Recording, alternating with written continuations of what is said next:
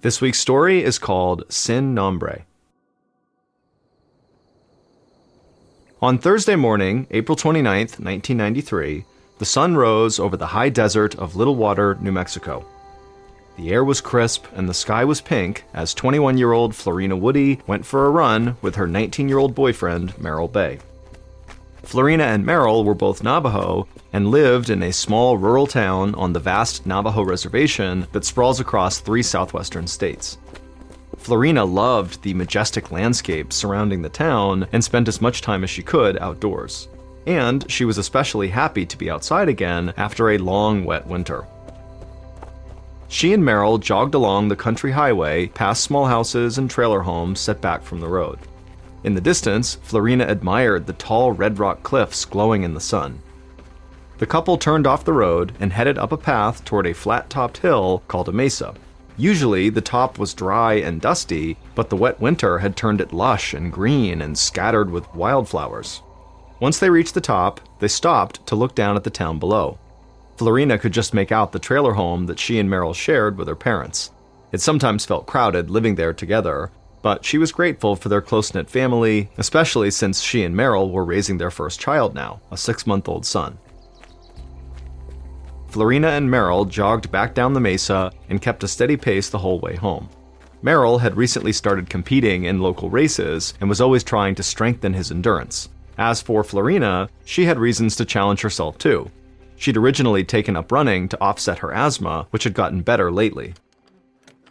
Once they got home, Florina went inside their trailer, she showered, and then she went to relax on the couch.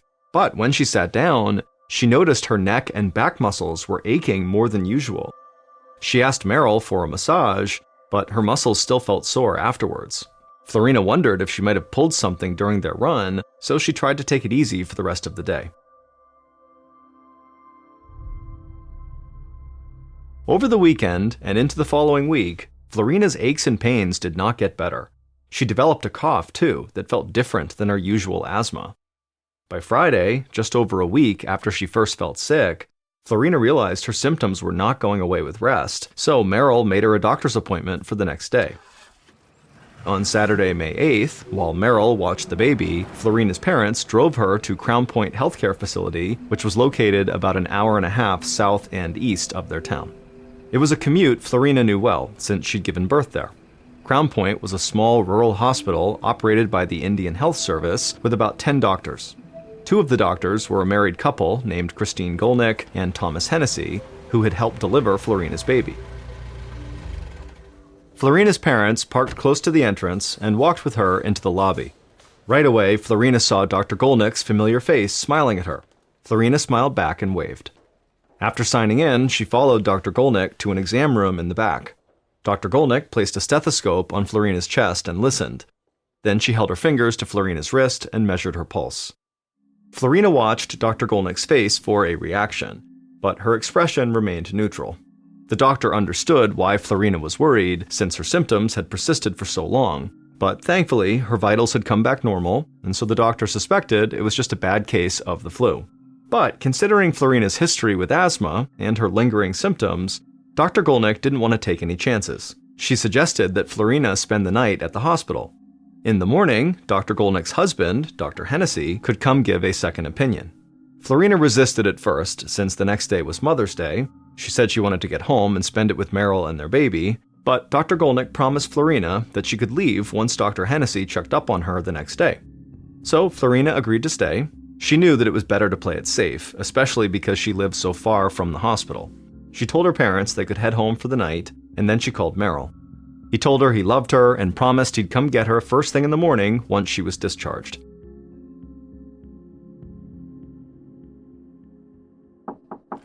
The next morning, Florina woke to a knock at the door. It was Dr. Hennessy, and Florina was glad to see him, because now she was feeling worse and she was struggling to catch her breath. Dr. Hennessy listened to her lungs with a stethoscope and frowned. He told Florina that he wanted to take a chest x-ray to get a better look at her lungs. Unfortunately, that meant Florina would have to stay at the hospital a bit longer. Florina was disappointed, but she was also relieved that Dr. Hennessy seemed to be treating her symptoms so seriously. Whatever was going on with her felt much worse than the usual breathing issues she experienced from her asthma, and she was starting to get scared. A few minutes later, a technician wheeled in a mobile X-ray unit and scanned Florina's upper body. While she waited for the results, a nurse brought Florina a phone so she could call Merrill. And when Merrill answered, he told Florina that their baby was napping and they'd just celebrate Mother's Day when she got home that night. Hearing Merrill's voice calmed her down, but Florina still felt helpless and lonely. This was not how she envisioned her first Mother's Day going. A little over an hour later, the X-ray technician brought Florina's test results to Dr. Hennessy. The image showed Florina's lungs all whited out, which meant they were full of fluid. Dr. Hennessy was shocked by what he saw, and he ran to Florina's room.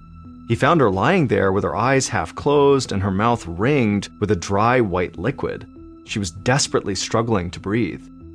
Dr. Hennessy couldn't believe it. For a patient this young and athletic to go from healthy to near respiratory failure in 24 hours was unheard of. The doctor immediately called for a helicopter to fly Florina to the University of New Mexico Hospital in Albuquerque, which had a much better equipped intensive care unit. But until the helicopter arrived, Dr. Hennessy had to try everything possible to stabilize her condition. He fitted Florina with an oxygen mask to pump air into her lungs, but within a few moments, she coughed up bloody pink froth. Dr. Hennessy's face turned ashen as he realized what was happening. Florina's lungs were so congested, the extra oxygen was not doing anything. And there was another urgent problem. Florina's blood pressure was dropping rapidly. Dr. Hennessy shouted for a nurse to give Florina IV fluids, and as the medicine entered Florina's body, Dr. Hennessy's eyes shot over to the monitors tracking her vitals. They were still extremely weak. Florina's body just wasn't getting enough oxygen, and her organs were starting to shut down. Getting Florina to breathe was now a matter of life and death. The doctor quickly snapped on a pair of fresh gloves, he grabbed a scalpel from an operating tray, and then took a deep breath to steady himself. And then, when Dr. Hennessy was ready, he carefully cut an incision into Florina's throat and inserted a breathing tube directly into Florina's airway. He heard Florina's heart rate monitor beep rapidly for a few moments, and then it went flat. Florina had gone into cardiac arrest. Dr. Hennessy knew he only had a few seconds left to save her life. He started CPR while the nurse grabbed the defibrillator. Once it was charged, the doctor grabbed the paddles and pressed them to Florina's chest, and then the machine released a bolt of electricity into her body. Florina's heart rate monitor stayed flat, so Dr. Hennessy recharged the defibrillator and sent another shock through Florina's body. Just then, a nurse ran in and told the doctor that the helicopter had just arrived. But by this point, Dr. Hennessy just shook his head. It was too late. Florina was dead.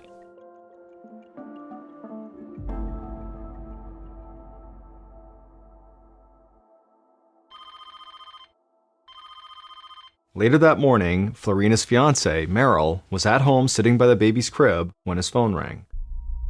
He recognized the voice on the other end as one of the doctors from Crown Point Hospital, but the words he was hearing, he just couldn't compute. Something had gone terribly wrong, Florina had died, and no one really knew why. Doctors were running tests, but they had never seen anything like it before. Merrill crumpled to the floor. When he'd kissed Florina goodbye less than 24 hours ago, she'd been a bit under the weather, but it didn't seem serious. He didn't understand how this could have happened. Merrill took a moment to gather himself, then he walked into the kitchen where Florina's parents were having their morning coffee. He tried to tell them what had happened, but the words got stuck in his throat. Then he just closed his eyes, let out a deep breath, and blurted out, "Florina is dead." Florina's parents stared at him blankly. Her mother asked him what he was talking about. Tears started streaming out of Merrill's eyes as he explained what the doctors had just told him. Florina really was dead. It had happened extremely fast, and the doctors couldn't do anything to save her. This time, it sunk in, and Florina's parents started sobbing. How could a 21-year-old mother in perfect health just suddenly die? That night, Merrill barely slept, and the next day he woke up in a fog. Food tasted like nothing. He fed and changed the baby, but it felt mechanical. Everything reminded him of Florina.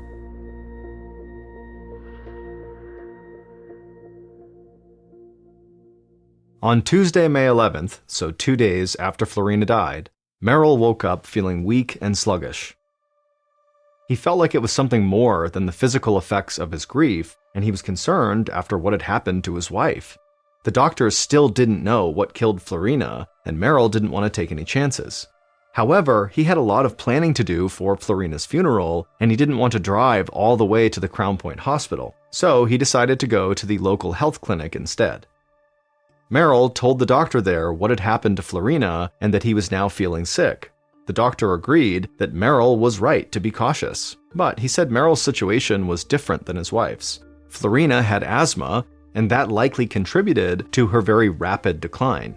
The doctor told Merrill to rest and sent him home with a prescription-strength pain reliever, an antibiotic, and an antiviral medication. Merrill took these medications over the next few days, but none of them seemed to work. He felt more exhausted each day, and even worse on Friday, May 14th, which was the day of Florina's funeral. Florina's cousin picked Merrill up at the family's trailer that morning, and then they set off for the 70-mile drive south to Sunset Memorial Park in Gallup, New Mexico, where Florina was going to be buried. But they hadn't been in the car long before Merrill started gasping for air. Now, this was before people carried cell phones, so Merrill's cousin had to pull off the highway at a general store to call 911 on a landline. And while he did that, Merrill stumbled out of the car and lurched around in the parking lot, panicking, while his lips and fingernails started turning blue, and then he just collapsed. Paramedics got to the location quickly and raced Merrill to the Gallup Indian Medical Center, and once they arrived, nurses wheeled his stretcher into the emergency room. But by the time he was inside, Merrill had stopped breathing. The physician on duty, Dr. Bruce Tempest, tried to revive him, but it was no use. He declared Merrill dead upon arrival.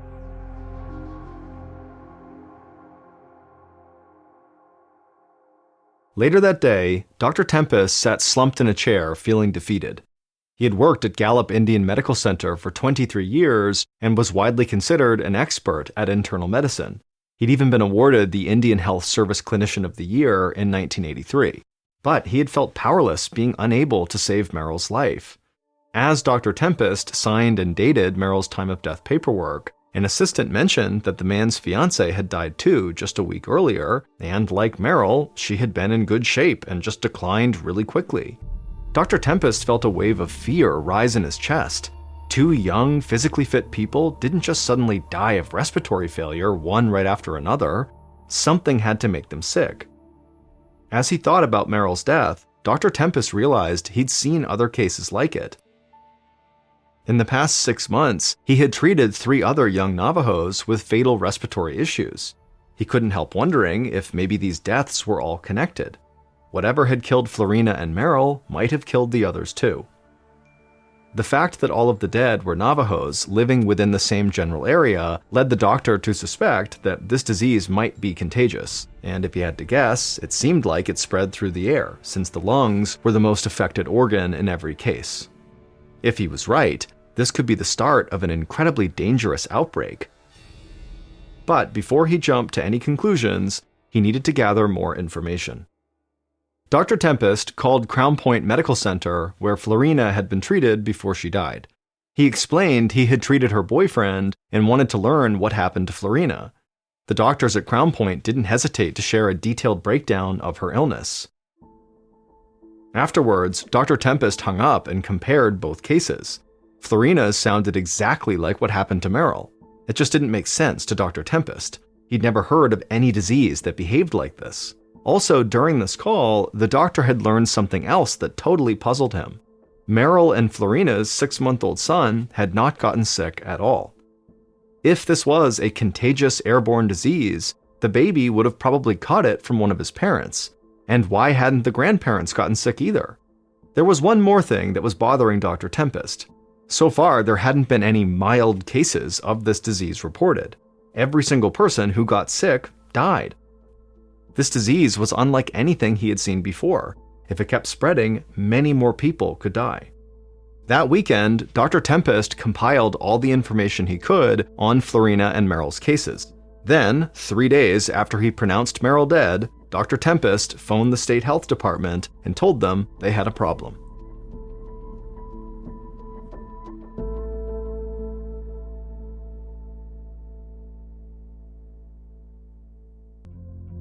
11 days later, Dr. Jeffrey Dutchin was wrapping up his work at the Centers for Disease Control in Atlanta, Georgia, where he investigated dangerous outbreaks of disease.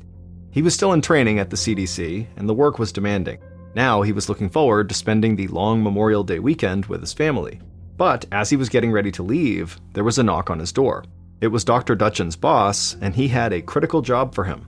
Something troubling was happening on the Navajo reservation. Young, healthy people were dying, and no one knew why. 6 people had already died from this mystery illness, and 4 others had been hospitalized. The CDC was sending out a team early tomorrow morning, and his boss wanted Dr. Dutchin to be a part of it. Dr. Dutchin immediately switched gears and started putting documents in his briefcase. It didn't matter that he had plans with his family. This was urgent. That night, Dr. Dutchin met with the team that was being sent to the Navajo reservation to go over their plan. Once the meeting ended, he was handed a doctor's bag and opened it up to look at the equipment.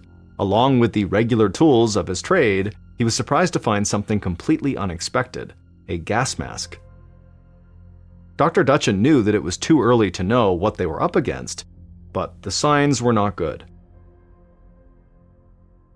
The next day, Dr. Dutchin and 2 other colleagues from the CDC landed in New Mexico and went straight to an emergency conference of over 30 public health officials.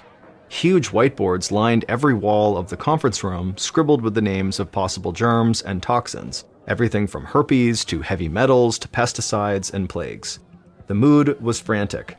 Dr. Dutchin was overwhelmed by all the theories and potential diseases being proposed. Each theory was discussed and dissected. The more possibilities they ruled out, the more worried Dutchin felt. It meant that the cause of death was either something so rare there were very few experts on it, or it was something entirely new. And the longer researchers took to find answers, the more people could die. In fact, on the same day the conference started, a seemingly healthy teenage Navajo girl had collapsed at a school dance at a state park. She died a few hours later. Her death was a stark reminder that the clock was ticking. There was only so much the gathered scientists could accomplish by looking at whiteboards in a conference room. They needed more data. Dr. Dutchin and his colleagues decided to survey some local residents and gather blood samples from anyone who was willing to participate. 2 days after the CDC team arrived, the president of the Navajo Nation, Peterson Za, looked out the window of his office in Window Rock, Arizona. The whole Four Corners area, where Arizona, New Mexico, Utah, and Colorado meet, and where the Navajo live, had turned into a media circus. News vans were crammed into every available space of the parking lot below. Za's phone was ringing non-stop with calls from journalists, health officials, and locals asking for information on this mystery disease. Za had nothing to tell any of them, but he hoped that would change soon. The Navajo leader was not participating in the CDC's big conference, although he was keeping tabs on their progress. He'd barely slept over the weekend because he was anxiously waiting for any updates. But from what he'd seen so far, he thought the CDC's investigation and the media attention it brought had not been much help. Za's people were terrified, and the outsiders' ignorance of Navajo customs was adding to their panic. Newspapers were printing the names of the deceased right away, even though Navajo tradition forbade their names from being spoken or written for 4 days after they died. This was causing a lot of pain and confusion for the Navajo people. They believed this would prevent the spirit of the dead from properly transitioning to the afterlife.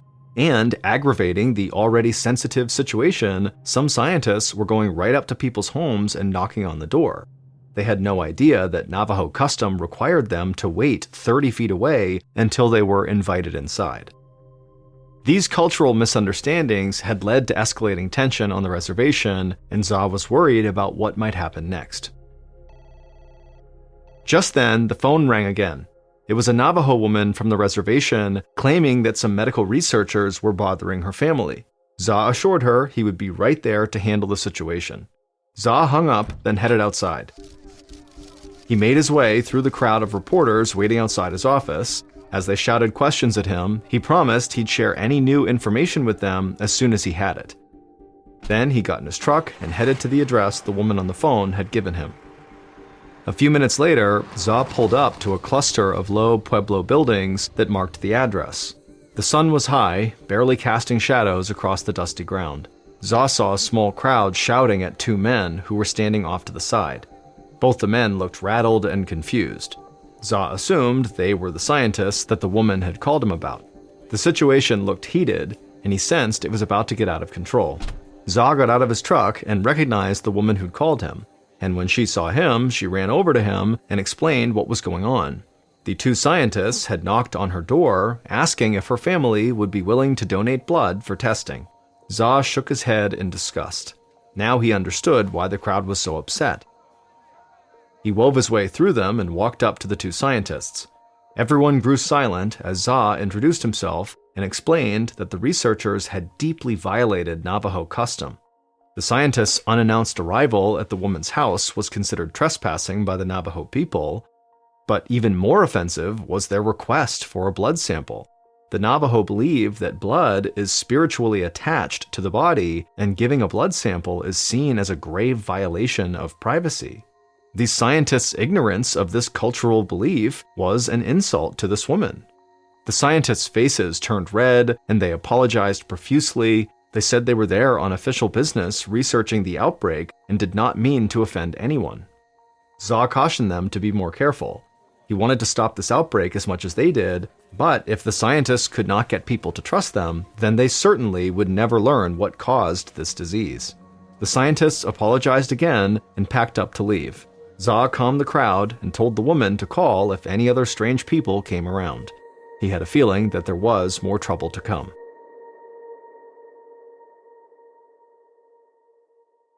Back at his office that same day, Za read the latest news on the outbreak with growing discouragement. The Navajo people weren't just facing problems on the reservation. People in the wider area were beginning to shun them out of fear of the disease. There were several articles about Navajo families being banned from local restaurants and businesses.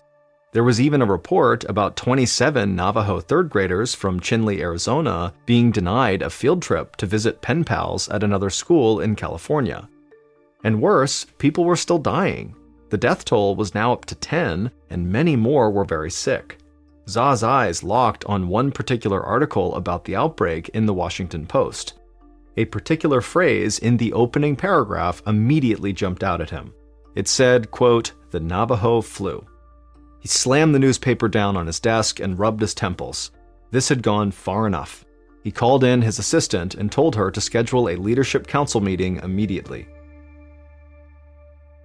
The next day, Dr. Ben Muneta, an Indian Health Services doctor in New Mexico, received a call from Za's assistant inviting him to a meeting that night in Window Rock, Arizona, about the outbreak. Dr. Muneta understood why he was being asked to go. His grandfather had been a famous medicine man in the tribe. He had inspired Dr. Muneta to become a Stanford-trained physician with a unique knowledge of both modern science and traditional Navajo medicine. Dr. Muneta had been at the CDC's conference and could be a bridge between their investigation and the Navajo people. He told the assistant he'd be there. As he drove to Window Rock, Dr. Muneta passed a sign nailed to a telephone pole that said, quote, "No media allowed, no newspaper, TV, radio, etc. This means you," end quote. He could tell the locals were clearly fed up with the negative attention. His thoughts turned to his colleague at the CDC, Jeffrey Dutchin. Dr. Dutchin and the other scientists were doing their best to solve this mystery, but they needed help from the Navajo. He hoped that this meeting he was going to have with President Za was the start of that.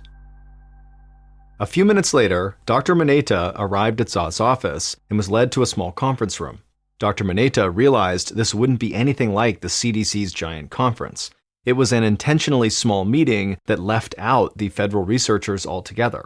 Za didn't want them interfering in Navajo business. Aside from Za, there were a few senior Navajo medicine men in attendance. The only other physician in the room was the state's deputy commissioner of health. Once everyone was seated, President Za asked Dr. Muneta to update them on how the investigation was going so far. Dr. Muneta admitted that the CDC hadn't found much yet, but they were testing freely given blood samples for all kinds of diseases and working through all the possibilities. Dr. Muneta then turned to the medicine men and asked them for their prayers. The eldest medicine man was grateful for Dr. Muneta's request, but instead of prayers, he offered his own interpretation of the mystery disease outbreak. He believed that too many young Navajo were abandoning traditional practices such as speaking the language and living off the land. They were neglecting ceremonies that were meant to heal the sick, bring good fortune, and celebrate life's milestones. One of the most important of these is called the Blessing Way, which is performed for newborns, brides and grooms, and people who are sick or who have experienced a traumatic event. Without these traditions to keep the world in balance, death was sure to follow. Dr. Muneta could sense the medicine man was holding something back.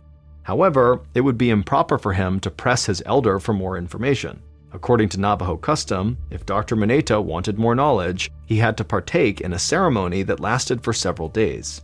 As much as Dr. Muneta wanted to adhere to tradition, he knew there was no time to waste. He gathered himself, then sat up straight and looked at the eldest medicine man. In a quiet but very firm voice, Dr. Muneta asked if the medicine man could just tell him more. For a long moment, the medicine man just stared at him. Dr. Muneta felt a knot growing in the pit of his stomach. He knew how upset the Navajos already were that the investigators were violating their customs, and now Dr. Muneta, who knew better, had done it as well. Finally, the medicine man spoke. He acknowledged that Dr. Muneta's behavior was irregular, but considering the gravity of the situation, he agreed to say more, and immediately Dr. Muneta let out a sigh of relief. According to the elder, this was not the first time a deadly illness like this had struck the Navajo. There had been 2 other bouts of mysterious respiratory failure deaths in their community. One was in 1918, and the other was in 1933. It was a long time ago, but stories were still told among the Navajo about those who had died. Dr. Muneta asked if there had been anything similar about the years in question. The medicine man nodded. Both had been unseasonably wet winters with lots of rain, just like this recent one. Then he described how water changed the land, and these changes in turn brought a creature that carried death. Dr. Muneta knew what the medicine man was referring to. The creature was a real animal that was a prominent figure in Navajo mythology. Navajo called it Na'atsunse and believed it was equally capable of spreading life or death. In Navajo legend, if Na'atsunse entered a home and saw people being wasteful, it would then choose the Navajo's strongest young people to die. Muneta thought about what the medicine man revealed. The doctor didn't think that this animal was literally passing judgment on the Navajo and killing them, and in real life, he'd never heard of it spreading a disease like this through contact with humans. But as he considered the possibility, he came up with a theory that explained how it could happen. And if he was right, it would completely explain this deadly outbreak. Dr. Muneta raced back home and called his CDC colleague, Jeffrey Dutchin, who had led the emergency conference the week before. Dutchin was relieved to hear that the disease was not completely new, but he was confused when Dr. Muneta explained that the outbreak was related to the rain. This land had experienced every type of weather over time. Rain was not unusual, but this disease was. Dr. Muneta told him that it wasn't the rain itself. It was the animal from Navajo legends that came as a result of the rain. And if they were going to solve this mystery, then they would need to find as many of these creatures as possible. Dr. Muneta could sense Dr. Dutchin hesitate, but so far nothing else had worked, and as strange as this theory was about mythical creatures, it was the most promising lead they had. And so Dr. Dutchin told Dr. Muneta he'd get a team together right away. And this time, he'd make sure the investigators respected the Navajo's cultural practices. 3 days later, Dr. Dutchin walked out of his hotel a few miles south of the Navajo reservation. He'd organized this investigation with the help of President Za, and it would be conducted with the help and guidance of medicine men and other Navajo representatives. Dr. Dutchin scanned the parking lot and spotted 4 men gathered around a couple of beat-up trucks. Dr. Dutchin smiled and headed over to them. They were the CDC experts sent to trap the animals that Dr. Muneta had told him about. Another car pulled up next to them, and a stocky Navajo man climbed out. He was an environmental health expert sent by President Za to help with the investigation. He clapped Dr. Dutchin on the back and promised he'd help them find what they were looking for. Dr. Dutchin felt a surge of hope. Thanks to the Navajos, he believed they knew what was making people sick. Now they'd be able to track down that creature that was spreading disease around the area, and hopefully they could figure out how to treat the illness before it killed anyone else. They all piled into a truck and headed for the Navajo reservation. The next day, Dr. Dutchin stood in the middle of the desert. He was dressed in full biohazard gear, a silver suit, airtight helmet, and heavy boots and gloves. He looked across the desert landscape at the other members of his team. They were all dressed in the same protective gear. To outside observers, they might have all looked like astronauts from a movie set. But the work they were doing was very real, and if they weren't careful, it could be very dangerous. Dr. Dutchin was standing above a trap he'd set the day before. Before he checked it, he made sure the wind was blowing away from him to avoid inhaling any harmful particles. If he caught an infected animal, he could be at serious risk for picking up this disease. Once Dr. Dutchin was certain that he was safe, he cautiously bent down and examined the trap. Through the thick material of his helmet, he could hear a faint sound coming from inside, the sounds of a trapped animal. He looked over to his colleagues, who were also examining their traps. Dr. Dutchin hoped that at least one of them had caught what they were looking for. Over the next few days, Dr. Dutchin and his team caught all sorts of animals. They carefully took samples and sent them off to the CDC in Atlanta for analysis. On June 16th, 4 days after the specimens arrived in Atlanta, Dr. Dutchin got his confirmation. The disease afflicting the Navajo wasn't entirely new. It was called a hantavirus. But this strain of hantavirus was entirely unique. The CDC had not been able to identify it earlier because it typically attacks the kidneys, while this particular strain affected people's lungs. But thanks to the tip from the Navajo's medicine men, the CDC scientists knew what was spreading the disease. It was the creature known as the Naatsunse. When Dr. Maneta met with President Za and the medicine men, they told him how this real-life animal played a prominent role in the Navajo's origin myth. According to Navajo legend, the creature is responsible for spreading the seeds of life across the world. However, it can also be dangerous, and its breath can be fatal. This animal is incredibly common in North America, but the Navajo fear it so intensely they burn their clothes if it even touches them. Individually, this animal is not a huge threat, because each one doesn't carry enough of the hantavirus to endanger anyone.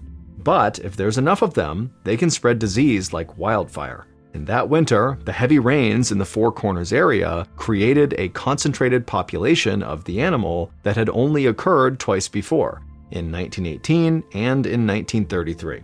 In all three instances, the heavy rains had led to more plants and vegetation. This in turn fed the creature and allowed them to multiply. The creature then infiltrated the homes of Navajo people like Florina Woody and Merrill Bay, leaving traces of the hantavirus everywhere they went. The creature that was responsible for spreading this disease was the humble deer mouse.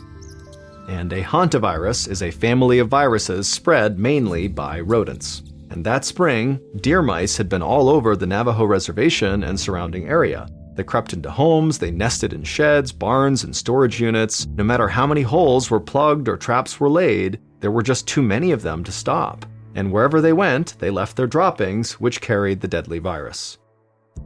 When people like Florina and Merrill tried to clean those areas, they came into direct contact with the droppings, and the virus entered their bodies in high enough concentrations to infect them. But now that the CDC knew what was behind the outbreak, local officials could reduce the danger. After the deer mouse was identified as the culprit, public health advisories urged people to avoid rodents and told them how to make it harder for them to enter their homes. And while that didn't eliminate the danger entirely, it reduced it enough to help the outbreak end by the middle of August, almost 3 months after Florina Woody died. All told, 24 people in the Four Corners area were infected with this previously unknown virus. Tragically, half of them died. But thanks to the cooperation between the CDC and the Navajo people, the damage was limited, and there have been very few outbreaks since then.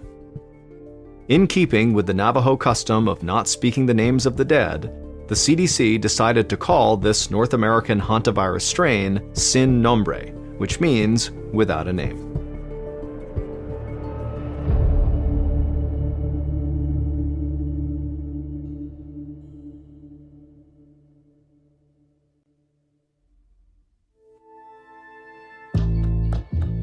From Ballen Studios and Wondery, this is Mr. Ballen's Medical Mysteries, hosted by me, Mr. Ballen. A quick note about our stories: we use aliases sometimes because we don't know the names of the real people in the story, and also, in most cases, we can't know exactly what was said, but everything is based on a lot of research. And a reminder, the content in this episode is not intended to be a substitute for professional medical advice, diagnosis, or treatment. This episode was written by Britt Brown. Our editor is Heather Dundas. Sound design is by Andre Plus. Coordinating producer is Sophia Martins. Our senior producer is Alex Benedon. Our associate producers and researchers are Sarah Vitak and Tasia Palaconda. Fact-checking was done by Sheila Patterson. For Ballen Studios, our head of production is Zach Levitt. Script editing is by Scott Allen and Evan Allen. Our coordinating producer is Matub Zaire. Executive producers are myself, Mr. Ballen, and Nick Witters. For Wondery, our head of sound is Marcelino Villapondo. Senior producers are Laura Donna Palavoda and Dave Schilling. Senior managing producer is Ryan Lohr. Our executive producers are Aaron O'Flaherty and Marshall Louie for Wondery.